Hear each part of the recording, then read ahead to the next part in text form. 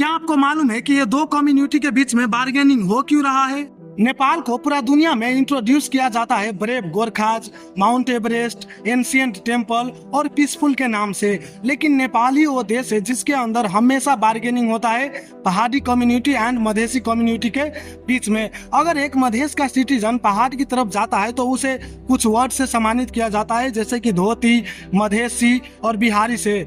और वहीं पर एक पहाड़ी कम्युनिटी का सिटीजन मधेश की तरफ आता है तो उसे भी कुछ वर्ड से सम्मानित किया जाता है, जैसे कि मोमो, इसके पास बियर्ड नहीं होता है, और साथ में पहरिया, इन जैसे वर्ड से। तो मतलब सवाल ये नहीं है, सवाल ये एक ही देश के अंदर में दो कम्युनिटी एक दूसरे को स्ट्रेंजर की तरह क्यों देखता है।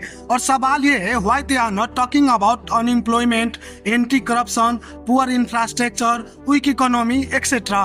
Before discuss the conflict we need to understand who are the Pahari and Madhesi. Pahari word उस व्यक्ति को बोला जाता है जो नेपाल की हिल एंड माउंटेन रीजन में रहता है, not for one race and caste. Similarly Madhesi word उस व्यक्ति को बोला जाता है जो नेपाल की तराई रीजन में रहता है, specially Madhesh, and not for one cast और one race.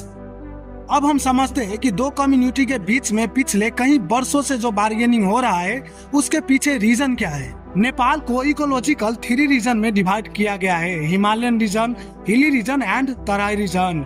For the century the Kathmandu valley and hilly region became the main centre of political and administrative power. इसीलिए नेपाल के गवर्नमेंट ने सबसे ज्यादा ध्यान दिया हिल रीजन पर, चाहे बात हो मिलिट्री स्ट्रक्चर का, गवर्नमेंट ऑफिस का, school college university, security facility, service, high budget, सबसे ज्यादा ध्यान दिया गया हिल रीजन पर। और मेन रीजन ये भी था कि नेपाल का जो राजधानी था, कैपिटल सिटी काठमांडू, वो भी लोकेटेड था हिल रीजन में ही। और गवर्नमेंट ने उसी समय से पूरा तरीका से डिस्क्रिमिनेट किया है तराई रीजन के साथ में। तराई रीजन को वैसे ही छोड़ दिया एग्रीकल्चर प्रोडक्टिविटी के लिए।